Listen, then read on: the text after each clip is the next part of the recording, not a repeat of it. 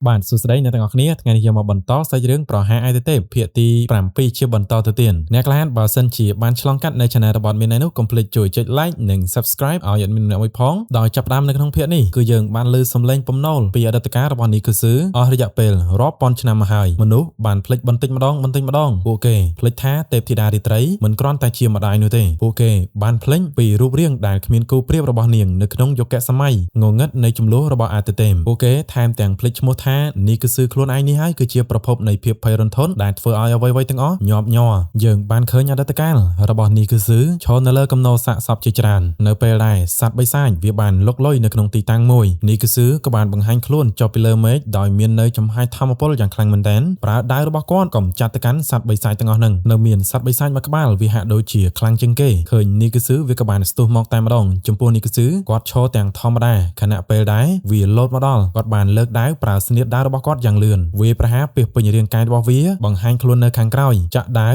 ដោតចុះទៅខាងក្រោមអូប្រហែលជា10ម៉ែត្រមើលទៅគឺពិតជាអំណាចមែនតើទស្សនភាពនៅលើភ្នំជីណានៅពេលនេះវិញលោកគ្រូដែលនៅក្នុងតង់គាត់ក៏បានដឹងថាអត់កើតទេលោកគ្រូយួនត្រូវបានកាត់ផ្តាច់ទំនាក់ទំនងទាំងស្រុងចាប់តាំងពីធ្វើដំណើរឡើងទៅដល់ភ្នំសមាជិកទានថ្មីផ្សេងទៀតនៅតែមិនអាចតាក់ទងបានសំឡេងផ្ទុះនៅខាងក្រៅទាំងសាសនាអាទិទេពបុរាណបានទម្លុះការពារចូលមកកាន់ជំរំទៅហើយមិនបានជារឿងនេះវាកើតឡើងបានទៅតើធម្មពលហាមឃាត់ដ៏ច្រើនសន្ធឹកសន្ធាប់បែបនេះអាចលេចចេញឡើងភ្លាមនៅកណ្ដាលជួរភ្នំដោយរបៀបណាដែលវាប្រហែលជាបណ្ដាលមកពីនាគភ្លើងដែលបានផុសឡើងនៅពីចុងភាគទី6ជនរងគ្រោះនៅខាងក្រៅជំរំឯនោះវិញក៏កំពុងតែរត់ដែរពីព្រោះថារញ្ជួយដីហើយសមាជិកទាហានថ្មីក៏កំពុងតែទប់ទល់ជាមួយនឹងអ្នកមានជំនឿនៃសាសនាអាទិទេពបុរាណទាំងអស់នៅពេលដែលទាហានម្នាក់នេះមិនអាចទប់ទល់ជាមួយនឹងសត្រូវបានរៀបនឹងត្រូវបានគេសម្លាប់ទៅហើយតែត្រូវបានមូលីមកចាត់ការគេតន់នៅពេលដែលម្នាក់ទៀតចូលទៅចាត់ការយ៉ានាងក៏បានទៅរារាំងហើយក៏សម្លេះគេចោលមកម្នាក់ទៀតសម្លេះអស់មួយទៀតដាវធ្លុះរាងកាយរហូតដល់ជញ្ជាំងពេលដែលយ៉ារៀបនឹងរត់ទៅកាន់មូលីស្រាប់តែផ្ទៃដីខាងក្រោមក៏បានផ្ទុះចេញនៅកំឯភ្នំភ្លើងកៅយួនស្រែកឲ្យប្រយ័ត្នបំផ្ទុះកំឯភ្នំភ្លើងពីខាងក្រោមផ្ទុះពីពេញជំរំតែជាសំណាងល្អដែលកៅយួនក៏បានលោតទៅជួយយ៉ាតន់នឹងបានប្រាប់ថាពេលនេះទូទាំងភ្នំជីណានទាំងមូលត្រូវបានផ្ទុះដោយកំឯភ្នំភ្លើងហើយពួកគាត់ក៏មិនយល់ផងដែរតើមានរឿងអីកើតឡើងងាកទៅកាន់នៅឯទីតាំងរបស់ឈីយេជាមួយនឹងអាម៉ាប់ឯនោះវិញម៉ាធានីគឺកំពុងតែជិះទៅកាន់នាគភ្លើងហ្នឹងអាកូននេះហើយកើតអីទៅងាកមើលទៅកាន់យេយូវិញគឺកំពុងតែលុតជង្គង់ដូចជាឆ្កែនៅចំពោះមុខឈីយេគេក៏ឆ្ងល់ថាតើពួកឯងកំពុងតែលេងបាល់មែនទេ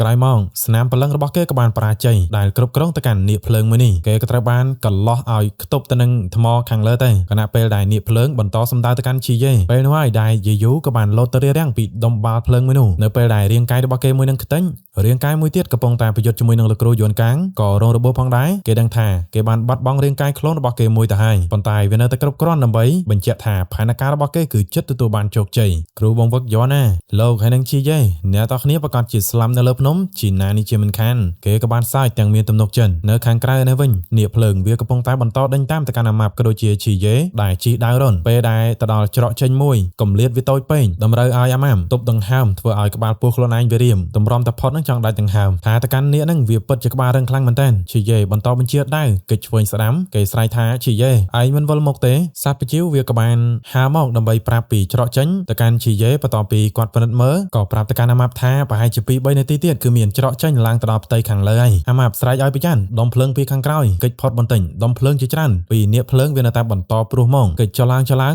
ងមកក្របនេះវាដូចជាបច្ឆិតបន្តិចក៏ធ្វើឲ្យជ្រុះលបងសិនពីស្មារបស់អាម៉ាប់ទៅធ្លាក់រៀបនឹងទៅដល់ខាងក្រោមអាម៉ាប់ក៏លោតទៅជួយពេលដែលរៀបនឹងទៅដល់ទៅហើយនោះឈីយេក៏បានចាប់ជើងអាម៉ាប់ជួយមកតង់ទៀតលូថាអាម៉ាប់ឯងពិតជាត្រូវតែសម្រក់គីឡូខ្លាយវេទនាខ្លាំងមែនតើទាញមកត្រង់នេះគឺប៊ីសនឹងមាត់របស់នាគភ្លើងនឹងទៅហើយប៉ុន្តែកុំទៅកិច្ចតន់តែមិនបាច់មើលក្បាលអាម៉ាប់នោះទេមានអីម៉ូតសក់អញ្ចឹងលយមួយយ៉ាងដែរតើគេក៏សួរម្ដងទៀតហើយឈីយេប្រាប់ថាចិត្តដល់ហើយឈីយេក៏ដឹងថាអានាគភ្លើងមួយក្បាលនេះបើមិនដោះស្រាយជាមួយនឹងវាទេចេញមិនកើតនោះទេក៏ប្រាប់ឲ្យអាម៉ាប់ទៅមុនទៅហើយការពារលបងសិនផងទៅឲ្យគាត់ជាអ្នកបិទផ្លូវឈីយេប្រាប់ថាកំរំអីប្រើយុទ្ធសិលបង្កក់ពេលវេលាមកផ្លែនបលែងឲ្យអាម៉ាប់ធ្វើដំណើរបន្តខណៈពេលដែលគាត់ត្រៀមចាត់ការជាមួយនឹងនាគភ្លើងមួយនេះបញ្ចេញមូមកបាញ់រះយកជាច្រើនក្រមបន្តមកទៀតបញ្ចេញពេញពីងត្បាញព្រលឹងគាត់ហៅថាអាជូប្រើធម្មពលរបស់ឯងមកឲ្យយើងខ្ចីបន្តិចពេលនោះយើងក៏បានឃើញអំណាចធម្មពលពីអាជូបណ្ដោះចេញជាឆ្អឹងពេញពីងនៅពីក្រោយខ្នងរបស់ឈីយេក៏ពិតជាអែមខ្លាំងមែនតើមីលីនប្រាប់ថាលោកម្ចាស់ខ្ចីធម្មពលរបស់អាជូគឺអាចបង្កើនភាពរហ័សរហួនជាបណ្ដោះអាសន្នហើយក៏អាចប្រើនៅសមត្ថភាពត្បាញព្រលឹងរបស់វាបានដែរប៉ុន្តែវាទាមទារធម្មពលផ្លូវ ចិត្តរបស់លោកម្ចាស់ច្រើនណាស់ខ្ញុំនៅតែស្នើឲ្យលោកម្ចាស់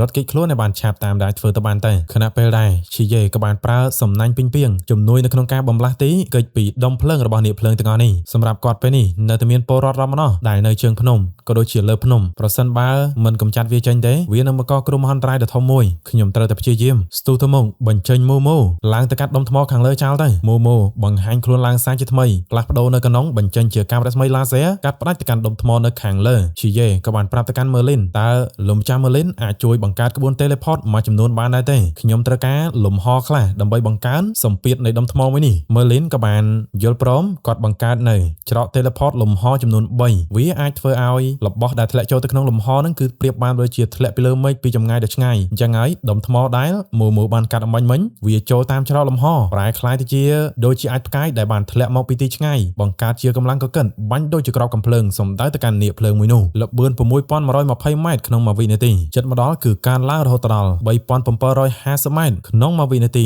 ធ្លាក់ទាំងសង្កត់នាគភ្លើងមួយនឹងចុះទៅក្រោមទៅលោកម្ចាស់លោកពិតជាមនុស្សប្រកែមែនប៉ុន្តែធម៌ពលផ្លិចចិត្តរបស់លោកគឺស្ទើរតែអស់ទៅហើយលោកត្រូវតែចាក់ចេញឲ្យបានលឿនឈីយេក៏បានបាញ់ស្នាញ់ពីងពីងដូចជា Spider-Man សណ្ដោងគេចពីទីនេះប៉ុន្តែក៏ស្រាប់តែគាត់ដូចជាមិនស្រួលខ្លួនពីព្រោះថាអស់ធម៌ពលផ្លិចចិត្តច្រើនពេកប៊ីសនឹងធ្លាក់ចូលទៅកាន់កម្សែភ្នំភ្លើងទៅហើយប៉ុន្តែអាម៉ាប់បកមកជួយតាន់ឈីយេឯងពិតជាអាចដោះស្រាយជាមួយនឹងនាគនឹងបានហេតុអ្វីបានជាឯងត្រឡប់មកវិញខ្ញុំប៉ៃលីធូមីងមិនបោះបង់ចោលមិត្តល្អរបស់ខ្ញុំឡើយឈីយេក៏បានអរគុណហើយបានហើយយ៉ាងណាក៏ពួកយើងជាបងប្អូនដែរបញ្ញាប់ទៅលើកនេះបរោះក្អើតកតោម្នាក់នេះគឺសំដៅទៅកាន់លបងសិនជំពាក់កុនយើងធំហើយងាកមកកាន់លោកគ្រូយន់នៅវិញកំពុងតែប្រយុទ្ធជាមួយនឹងយេយូឃើញថាយេយូបន្ទាប់ពីបាត់រាងកាយក្លូនមួយរាងខ្សោយបន្តិចត្រូវបានលោកគ្រូយន់ដាក់មួយជើងម៉ាំងឲ្យខ្ទាតទៅច្របាច់ដាវរបស់គេខ្ទេញលោកគ្រូយន់កម្លាំងគឺពិតជាខ្លាំងមែនទោះបីជារាងកាយពិតរបស់ខ្ញុំនៅទីនេះក៏ដោយប្រហែលជាលះបង់តម្លៃខ្លះទើបអាចកម្ចាត់លោកបានលោកគ្រូយន់បានប្រាប់ថាការខົບខិតរបស់ឯងគឺបញ្ចប់នៅទីនេះហើយគាត់បានប្រើស្នៀតរបស់គាត់ទៅកាប់បង្ហើយយេយូតែម្ដងបន្ទាប់ពីកម្ចាត់គេហើយនោះសំឡេងសាយរបស់យេយូក៏បានបន្លឺឡើងថ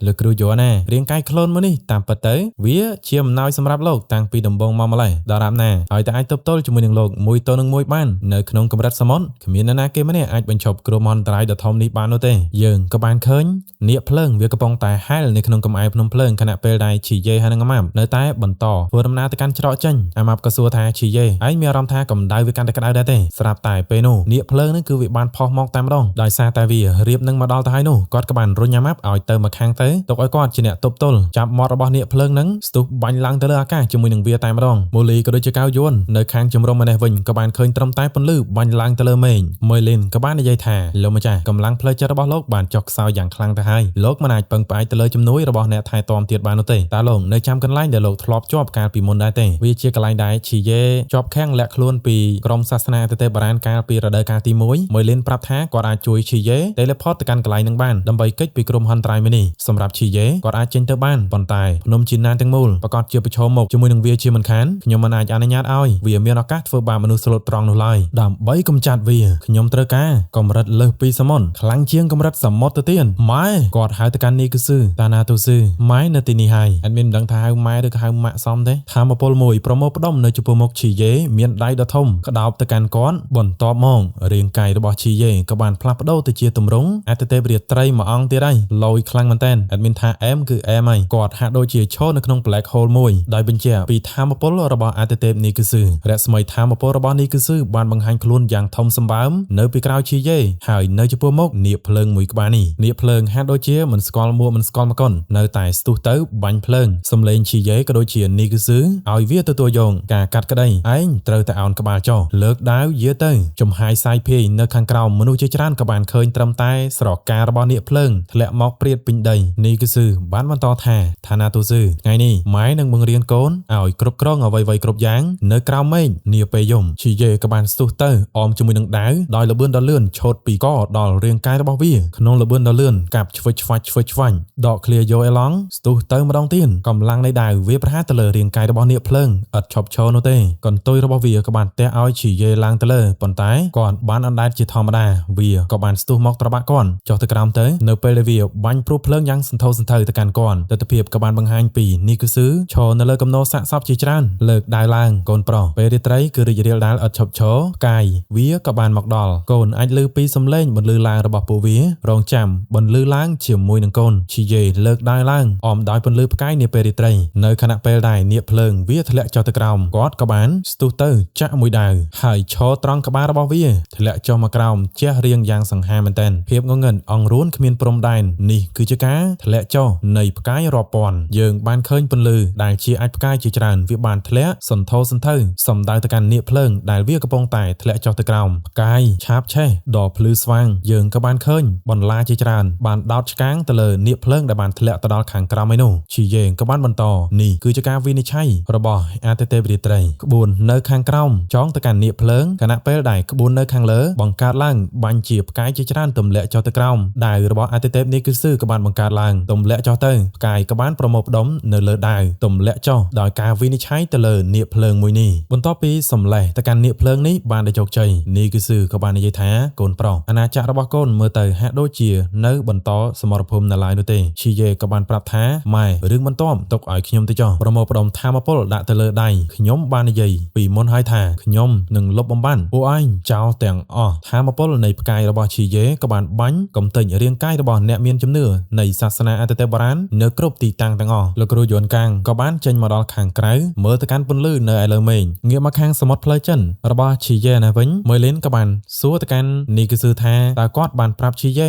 ថាគាត់នៅពេលដែលមានរាងកាយគឺអាចប្រើប្រាស់អំណាចទេវភាពបាននេះគឺស៊ឺក៏បានប្រាប់ថាក្មេងម្នាក់នេះគឺពិតជាកតញ្ញូខ្លាំងណាស់គេព្រួយបារម្ភពីផលប៉ះពាល់មកដល់ខ្ញុំចឹងហើយគេមិនព្រមប្រើប្រាស់អំណាចរបស់ខ្ញុំនោះទេម៉ឺលីនក៏ថាជាការបដិការដកព្រលឹងរបស់នាងឲ្យទៅកាន់គេមិនដឹងថាតើនាងអាចធ្វើវាបានប្រមាណដងនោះទេនៅទីបញ្ចប់នាងថែមទាំងអាចរងនៅទរណកម្មទេវភាពឬក៏វិនាសទៀតផងនេះគឺស៊ឺក៏តបថាលោកគិតខុសហើយម៉ឺលីនខ្ញុំគឺដូចជាម្ដាយទាំងអស់នៅក្នុងពិភពលោកដែរសម្រាប់គេខ្ញុំសុខចិត្តធ្វើវា1000ដងសំឡេងពំណុលនៅចុងបញ្ចប់នៃភាមនុស្សសម្លឹងមើលទៅលើមេឃដ៏ធំទូលាយដែលពោពេញទៅដោយផ្កាយហើយបង្កើតរឿងរ៉ាវរ៉ាំណោះដើម្បីព្យាយាមពិពណ៌នាអំពីរូបរាងពិនរបស់ទេពធីតារាត្រីហើយការភ្លឺភ្លឺផ្លែតនៃផ្កាយគឺជាការឆ្លើយតបរបស់នាង1000ដងសាច់រឿងនៅក្នុងភាគទី7របស់យើងក៏បានស្លេះត្រឹមតែប៉ុណ្ណឹងកុំភ្លេចជួយចុច like ប្រសិនបើអ្នកទាំងគ្នាក៏លេចមើលទៅកាន់ប៊ូតុង subscribe មិនទាន់បាន subscribe នោះទេអាចជួយចុច subscribe ឲ្យadmin ម្នាក់មួយផងអរគុណច្រើនយើងចាំជួបគ្នានៅវីដេអូក្រោយ